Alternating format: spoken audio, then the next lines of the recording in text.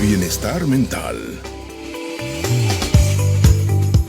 Bueno, y como ustedes ya saben, las clases se inician este lunes 3 de febrero y mucho más allá de lo que se ha estado hablando con el transporte público y el problema de que vaya a haber o no vaya a haber transporte para que los niños vayan, algo que sin lugar a dudas está suscitándose año a año y cada vez es peor, es el tema del bullying en los colegios y esto es algo que va avanzando, lento y progresivo, pero siempre va avanzando. Existen formas más creativas de hacer daño, de minimizar a los compañeros, de minimizar a los amigos. Y nosotros justamente para poder poner este tema sobre la mesa y conversar y tratar de desmenuzarlo y desvirtuarlo completamente, tenemos a la licenciada psicóloga Daniela Ibieta justamente con nosotros, amiga de la casa. ¿Cómo está? Buenos días, Daniela. Gracias por estar acá con nosotros. Querido Brian, para mí el tremendo placer y gusto estar esta mañana con ustedes compartiendo una vez más un tema de trascendencia. Muchísimas gracias, ya me siento parte también del equipo y pues siempre para cualquier momento sacar las dudas y tener al pendiente a la población en estos temas coyunturales. Bien, vamos por el principio, como dicen por ahí. ¿Cómo se puede prevenir? ¿Cómo podemos criar hijos que tengan la fortaleza en casa de saber cuál es su valor y no lo que le dicen o lo que le puedan molestar? Es muy interesante esta temática del bullying porque ya vimos hace poco tiempo también que han empezado a tomar ciertas conductas no solamente dentro del establecimiento, sino también por los medios telefónicos, todos los tics, el ciberbullying. Entonces, este tema va mucho más allá de lo que visualmente podríamos nosotros identificar como papás, como familia, como testigos, como terciarios. Entonces, una de las facultades fundamentales para que nosotros podamos mantener un rol de confianza, de comunicación y de interés dentro de la familia es elevar el autoestima de nuestros hijos. Una vez que nosotros elevamos el autoestima, más que en cantidad, sino en la construcción del mismo, podemos permitir que de alguna u otra manera los valores estén mayormente establecidos en ellos, cosa que ellos puedan identificar cualquier problemática, porque sabemos que el bullying es un tipo de atentado constante que se da dentro de la comunidad escolar. Entonces, al conocer incluso la tipología psicológica, verbal, física, sexual, ahora virtual. Exacto. Digital, por supuesto. Ahora entendemos de que de alguna manera al conocer toda esta tipología e información también nos permite diferenciar de lo que es un accidente, de lo que es un maltrato y de lo que realmente está pasando en el contexto.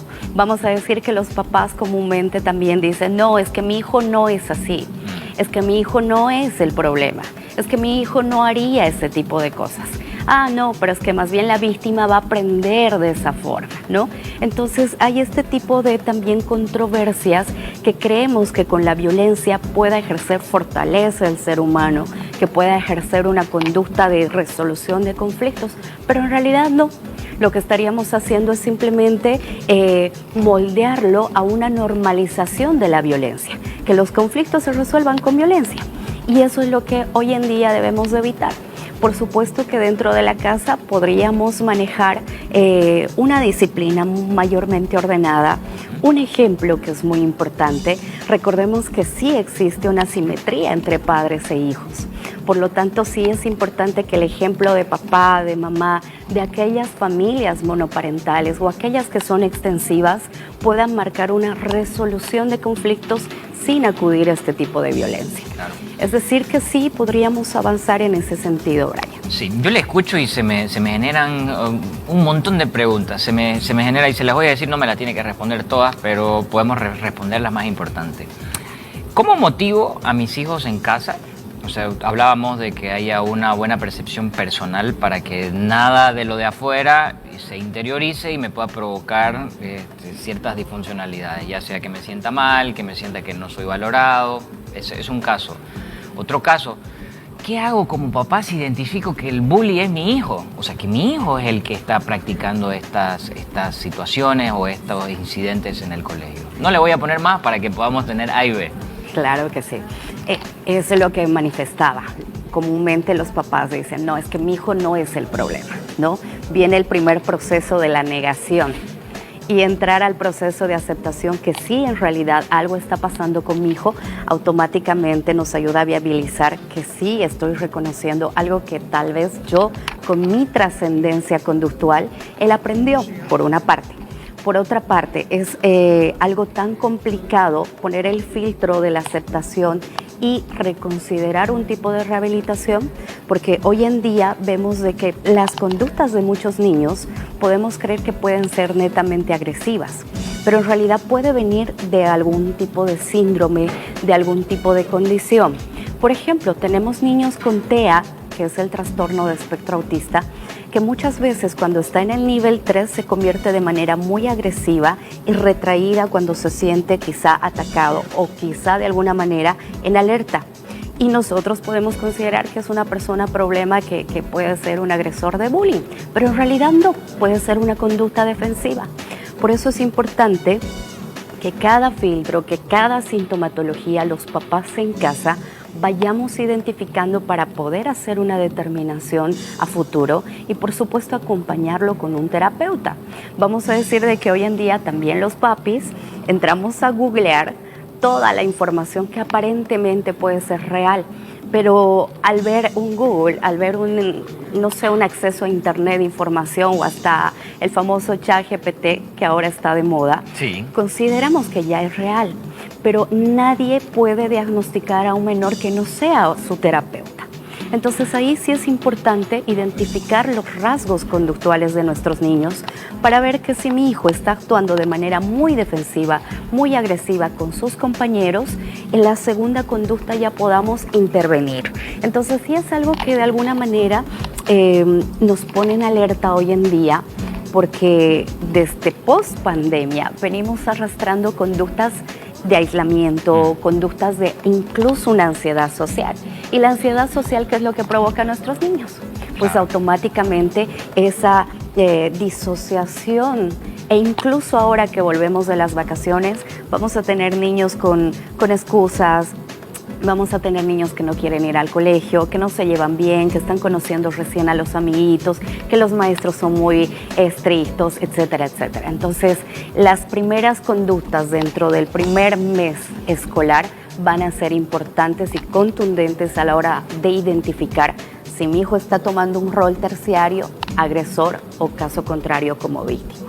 Claro, ahora es imposible que nosotros podamos reducir todo lo que se puede conversar en un episodio de 5 o 6 minutos ahorita, donde podamos tratar de yo hacerle las preguntas más interesantes que se me ocurran. Por ejemplo, ¿qué tipo de medidas pueden tener las instituciones o colegios que acopian sin número de estudiantes y de qué manera pueden controlar a tantos estudiantes? Porque claro, vos los controlás en la entidad, en la institución, un par de horas, pero después se van a casa y pasan más tiempo en casa y Dios sabe con quién, si con los padres, en la calle, haciendo qué, jugando con quién, diciendo qué, mirando qué, consumiendo qué. Entonces, todo ese tipo de cosas que, sin lugar a dudas, cuando se trabaja específicamente, habría que hacerle cierto tipo de seguimiento o un trabajo en conjunto con los padres, si es que los niños y los padres pasaran tiempo. Pero y los padres que trabajan y que no se ven y que solo los ven cuando los llevan al colegio, entonces no se puede reducir a darle la receta de cómo hacerlo, sino simplemente parámetros, dicen, para poder tener recursos a la hora de vivir por estas situaciones, ¿sí? Por supuesto que sí, tienes toda la razón, por eso mencionaba también que hay familias monoparentales, no todas vienen de una familia nuclear, papá y mamá, también tenemos los tíos, los abuelitos, el aspecto socioeconómico laboral hoy en día está alterando precisamente a la participación y crianza de nuestros hijos. Ahí la importancia de que los estilos educativos familiares puedan ejercer el rol, el control, la comunicación y los valores incluidos dentro de ellos, por esta simetría. Y por otra parte, sí existe bajo una resolución ministerial el protocolo de prevención y alerta a todos los casos que vengan de algún tipo de violencia psicológica, verbal. Entonces sí hay un protocolo que obviamente las autoridades escolares, académicas, docentes y todo el plantel administrativo y directivo puede ejercer al momento de identificar un caso. ¿Cómo no minimizar si vamos a ver un pequeño detalle que es un filtro de un tipo de violencia psicológica? Discriminación, los famosos apodos, los famosos truquitos de juegos de ponerle el nombre, del sobrenombre, de la amenaza, del chantaje, amedrentamiento, del tipo de acoso, del no te juntes con él, mejor con ella no, porque se compró ropa de la Kumabi, porque viste de marca. Es decir, esas cosas ya son un filtro y una alerta para poder erradicar el bullying, ¿no? De alguna u otra manera, todos somos partes dentro del ámbito escolar de esta precisa temática, por así decirlo, tanto los docentes también.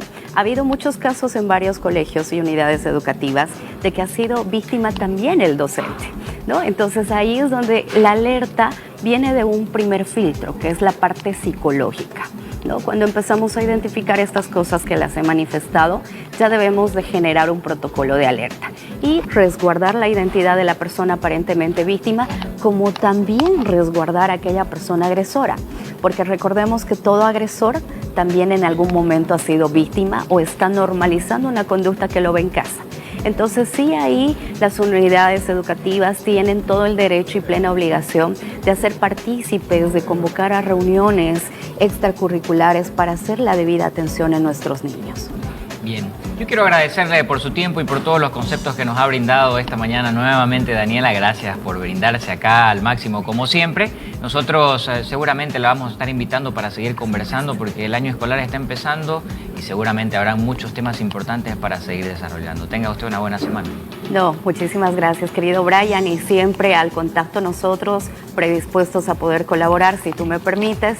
Nos pueden contactar al 67980307, 67980307. Estamos en nuestro consultorio particular, la avenida Paraguay, entre Tercer y Cuarto Anillo. Para cualquier contacto, para cualquier orientación y para cualquier valoración a nuestros niños, estamos para servirlos.